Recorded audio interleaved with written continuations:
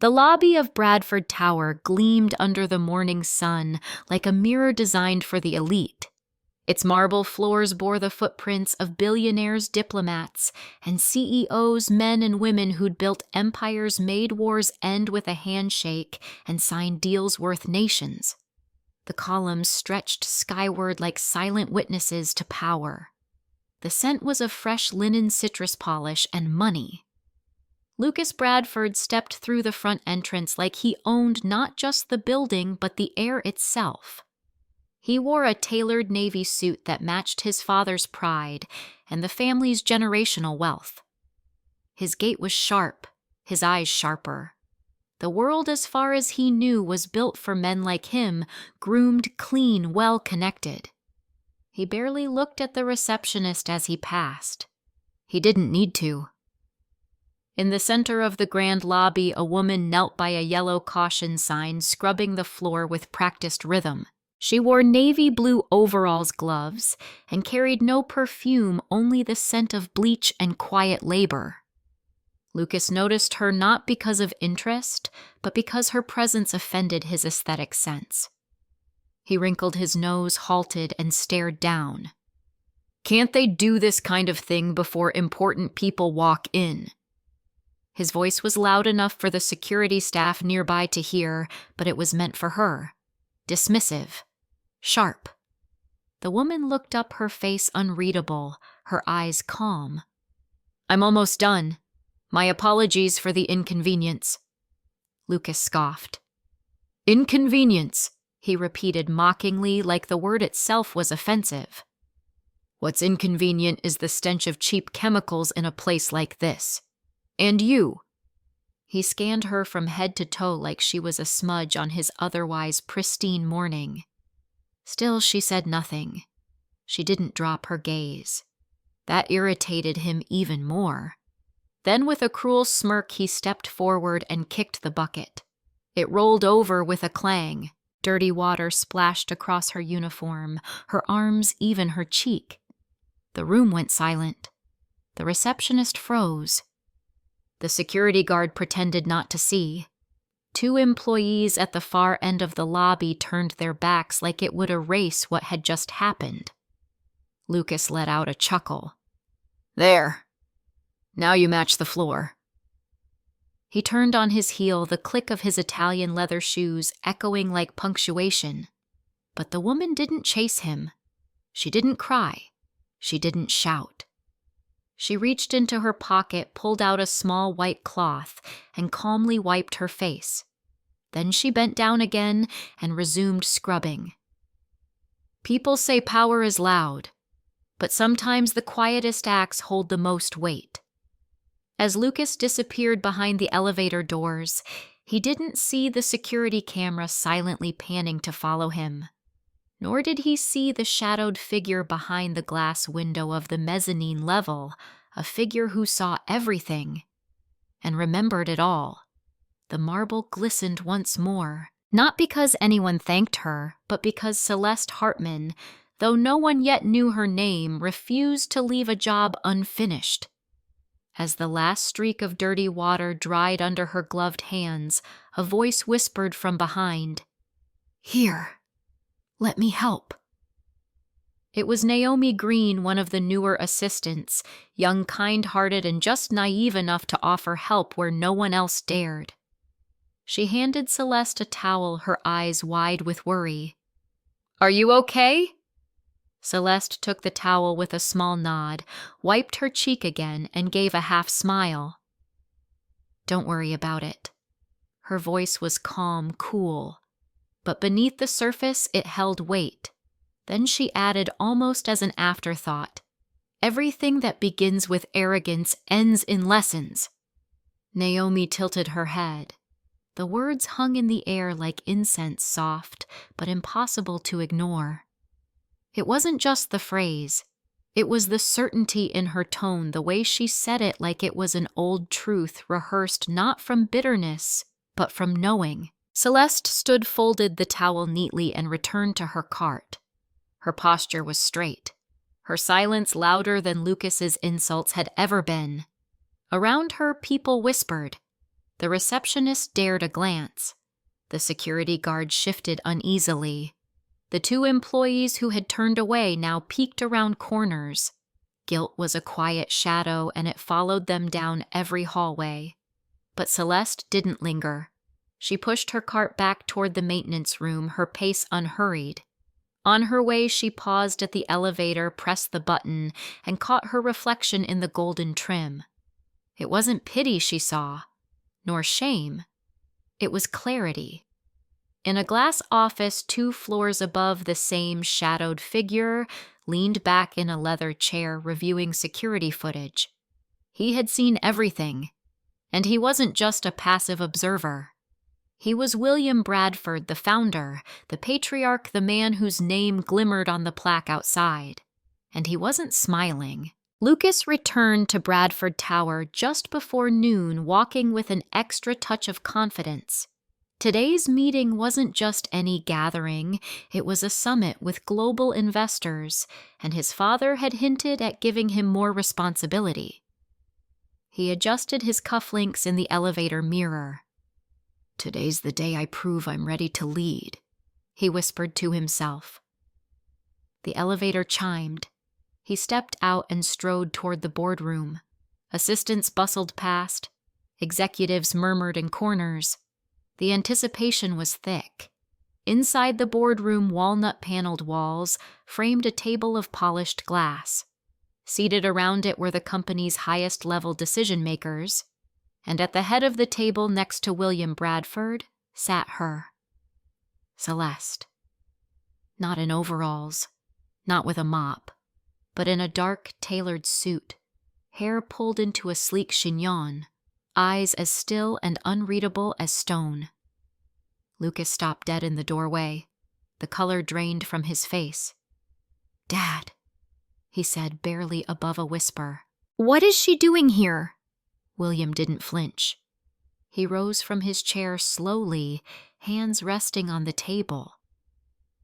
"She is Celeste Hartman, heiress to the Hartman Foundation and our new majority partner." The room didn't move. Every gaze shifted to Lucas. "She came to see the company she's investing in and to evaluate the kind of leadership it's passing on to the next generation." Lucas opened his mouth, but no sound came. Celeste crossed her legs and tilted her head, offering a thin smile. "Thank you, Lucas," she said softly, "for giving me such a clear glimpse of how things really work on the ground floor." Silence. Dense. Embarrassing. Lucas looked down for the first time in years, and for the first time in his life. He felt small. The tension in the room was so thick it could have been sliced with a business card. Lucas remained frozen, a caricature of privilege unraveling in real time. His voice, once booming with entitlement, had vanished into a hushed gasp. He looked toward his father, searching for rescue, but found only silence. William Bradford didn't raise his voice. He didn't need to. He simply turned to the rest of the boardroom and said, "Give us a moment." Chairs scraped back in slow, almost ritual retreat. No one dared make eye contact with Lucas as they filed out. Within seconds, only 3 remained: William, Celeste, and the boy who was no longer sure of his place. Lucas opened his mouth again. "I didn't know who she was," he muttered, trying to inject apology into his tone without bending his pride too far. But Celeste's gaze was unshaken. "And if I had been just a janitor," she asked softly, "would that have made your behavior acceptable?" It wasn't a question. It was a mirror. Lucas dropped his eyes. William finally spoke, his tone weightier than before. "You've been given every opportunity, education, travel, connections, and yet you still haven't learned the most basic principle of leadership: respect." He reached into his inner blazer pocket and pulled out Lucas's access badge. "You're suspended, effective immediately. No meetings, no projects, no privileges." Lucas stepped forward, but William raised a hand to halt him. If you ever want to return, you will start from the bottom. You'll earn your place not through your name, but through your actions." It hit Lucas harder than a slap. All he could do was nod hollow-eyed as the badge was placed on the table like a forfeited crown. Celeste stood. Her expression wasn't cruel, it was resolute. "I've scrubbed floors," she said, "not because I had to, but because I wanted to see what your company looked like from the bottom up. Your father spoke of legacy and values, and what I found was you." She paused, letting the silence swallow her words. "What you did wasn't just arrogant. It was revealing. You made a decision about my worth based on what I wore, not who I am. And people like that don't get to lead." She didn't wait for a reply. She walked out, leaving her words like a watermark on the table's polished glass. William turned one last time to his son. "Figure out who you are, Lucas, not the name on your business card." The man behind it. The door closed, and Lucas, stripped of his illusions, stood alone in the echoing chamber of his first real consequence. Lucas didn't return home that night, or the night after.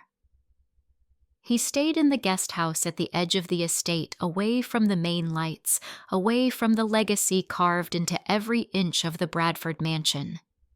His phone buzzed nonstop, at first messages from colleagues, whispers from tabloids, texts from friends that felt more like sharks circling in shallow water.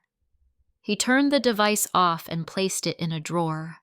For the first time in his life, the silence wasn't boring. It was deafening. Without his badge, his meetings, his private driver, Lucas realized that his name, once his shield and sword, meant nothing when stripped of context. He was no longer Lucas Bradford, rising star. He was just Lucas, and Lucas had never learned how to be still. Meanwhile, across the city, Celeste Hartman moved decisively. Within 48 hours of assuming her new position, she called an internal review, not just of policies and projects, but of people. She began with the janitorial staff. Raises were approved. Medical coverage was extended. An education fund was created for their children. And in every department, new hiring standards were introduced: respect, empathy, leadership by listening. The word reputation no longer meant pedigree. It meant performance. The building that once whispered prestige now buzzed with dignity. From the mailroom to the top floor, things were changing, and people noticed. Naomi, the assistant who had offered a towel to Celeste, was promoted to coordinator of employee well-being. "You saw something when others stayed silent," Celeste told her. "That matters more than a resume." The staff felt something shift. For the first time, they weren't just bodies on a payroll. They were part of something that valued them. And while Celeste led with calm authority, Lucas wrestled with an identity crisis he couldn't outrun. One evening, he sat on the edge of the guest house bed, staring at his reflection. No badge, no suit, no boardroom. He whispered to himself, "Who am I without my last name?" He didn't have an answer, but the question haunted him enough to make him rise the next morning and do something no one expected. He put on a plain gray shirt, steel-toed boots, and drove to Bradford Tower, not through the main entrance, but around the back, to the loading dock. The whispers began before dawn. A man in a gray uniform arrived at Bradford Tower's loading dock, just as the city exhaled into morning. He wore no badge, no name tag, just boots with scuffed toes and a cap pulled low. Few noticed. Fewer asked. But those who did recognized something different, not in appearance, but in posture. In how he moved, like someone learning a language he should have known all along. Lucas Bradford didn't use that name anymore. He showed up early, carried supplies, hauled pallets, stocked storage closets, fixed what was broken without waiting to be asked. It was janitorial work, mechanical work, sometimes menial, always honest. And he was silent. He didn't complain when a junior associate barked orders at him. He didn't correct people who spoke to him as if he were invisible. He took every grunt task with the quiet dignity of a man who finally understood how much he didn't know. Celeste Hartman was the only one who saw him for who he really was. She spotted him one morning in the hallway kneeling to replace a damaged light fixture. She paused, arms crossed, and said, "So, you chose to start at the bottom." Lucas looked up. No arrogance, just sincerity. "I want to learn what I ignored." Celeste didn't smile, but she nodded once, then walked away. Months passed. Lucas worked in maintenance, then sanitation. Later, he shadowed security shifts. He never asked for praise. He listened more than he spoke. He helped elderly staff with heavy loads. He learned names. He remembered birthdays. And slowly the whispers turned into respect. But respect earned isn't always loud. One afternoon, while collecting paper clutter from the lobby floor, a new intern brushed past him. "Move!" she snapped. Lucas didn't respond, just stepped aside, then smiled softly without bitterness. Behind a column, Celeste watched. She approached.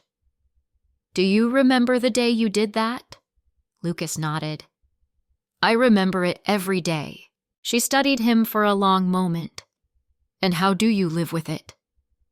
"I don't move from guilt anymore," he said quietly. "I move from conviction."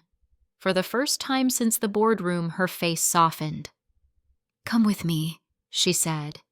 "We have a meeting, this time as equals." The room was modest.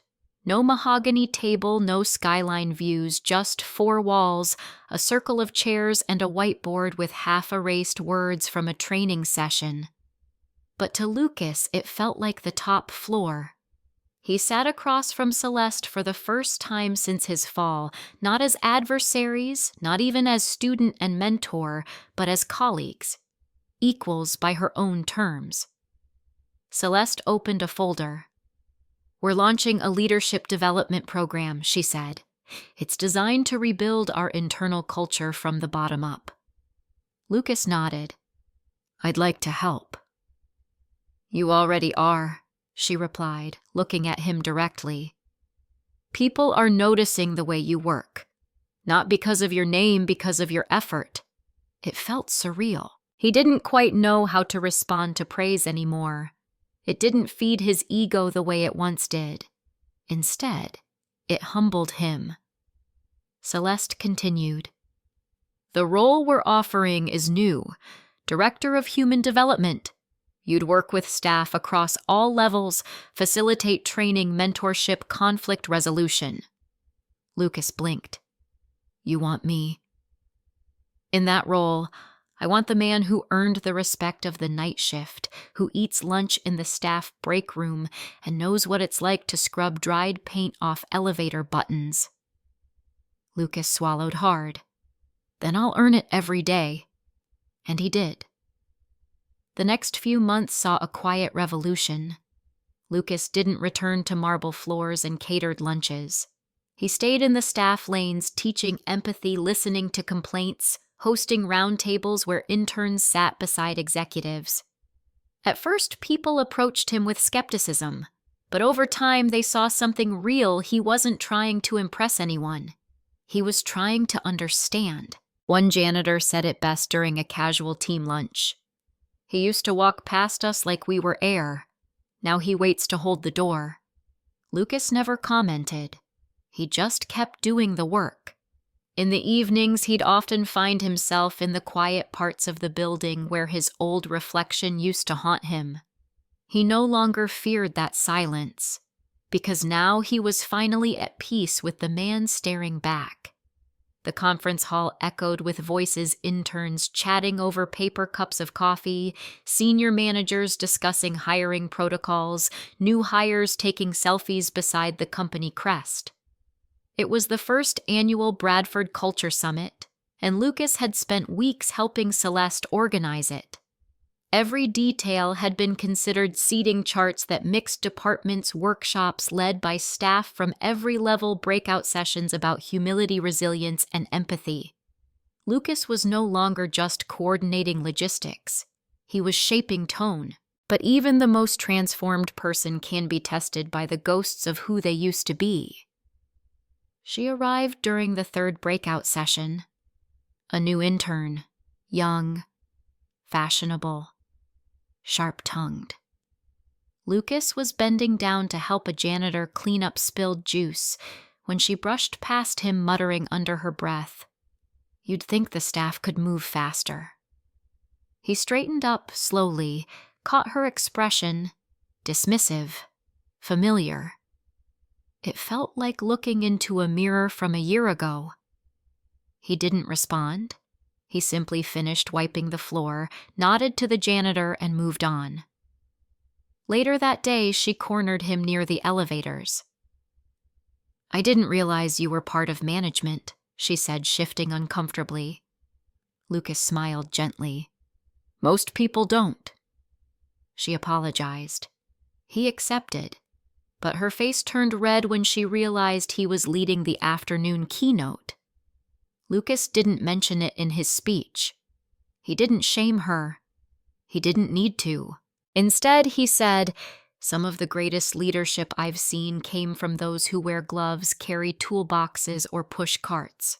The job title never tells the whole story. The way we treat people does." In the back of the room, Celeste nodded. Later, as the crowd dispersed, she joined Lucas by the windows. "You handled that with grace," she said. Lucas shrugged. "I just remembered who I used to be." "And you didn't flinch." "No," he replied.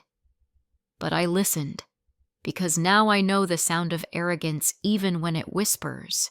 It came not with a grand announcement, but as a handwritten note slid beneath his office door. "Board meeting. Conference room A. 10:00 a.m. Celeste." Lucas read it 3 times, not because the message was unclear, but because the gesture was. He hadn't attended a board-level meeting since the day he'd been dismissed. Not since his name had meant entitlement rather than effort. And yet here it was, an invitation not shouted but whispered. At 10:00 sharp, Lucas entered conference room A. Celeste sat at the far end, a few other board members seated around the oval table. William Bradford was there, quiet but observant. No one gasped. No one raised an eyebrow. It was as if he belonged. Or perhaps, as if he'd earned the right to try. Celeste gestured for him to take a seat.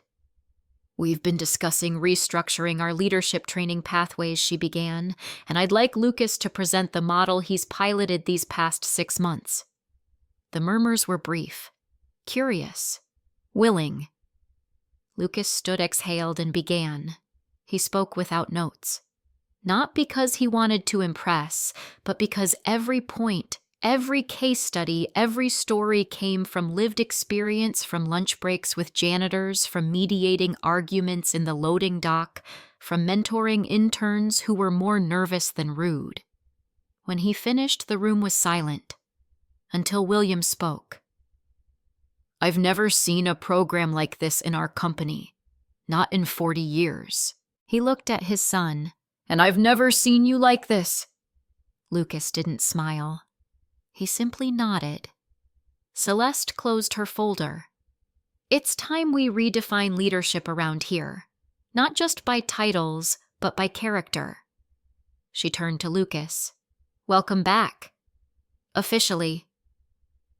For weeks after the boardroom meeting, William Bradford observed his son from a distance, Not through status reports or filtered updates, but through late-night office walks, unannounced drop-ins, and quiet observations from the upper mezzanine.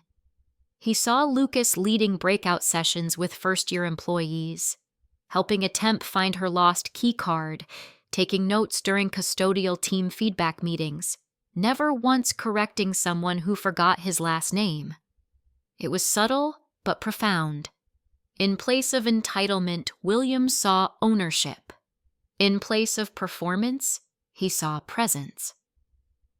One evening, long after most of the building had emptied, William walked into the staff lounge. Lucas sat alone at a folding table, sipping tea from a paper cup, flipping through handwritten surveys. William stood in the doorway, unsure for a moment how to begin. Lucas noticed him and stood. "Hey!" William gestured for him to sit. "Didn't mean to interrupt." Lucas offered a chair. "You're not." They sat in silence for a while. Then William spoke. "I built this company for people like you. Or at least I thought I did." Lucas listened still. "But now I realize I was building it for the person I hoped you'd become. And I almost rushed you into a role you hadn't earned." Lucas looked down. "I wasn't ready. Not then." William nodded slowly. "But you are now." He paused. "Not because of how you talk in boardrooms, but because of how you listen in hallways." Lucas said nothing. But in that moment, William reached across the table, placing his hand on the surveys. "I'm proud of you." It wasn't loud. It wasn't rehearsed. But for Lucas, it was everything. The announcement came quietly. An internal memo. An invitation. A small line at the bottom of the company newsletter. Join us in the auditorium this Friday at 4 p.m. to honor a journey worth applauding. No titles. No names. Just an open door. When Lucas stepped onto the stage that afternoon, the room was packed. Not with executives in suits, but with janitors in polos, assistants clutching notebooks, engineers in denim, and a dozen interns who now looked at him like a mentor. Celeste stood beside him at the podium, holding a simple plaque in her hand. She didn't clear her throat. She didn't read from notes. She simply said, "This isn't for what he's accomplished. It's for what he's become."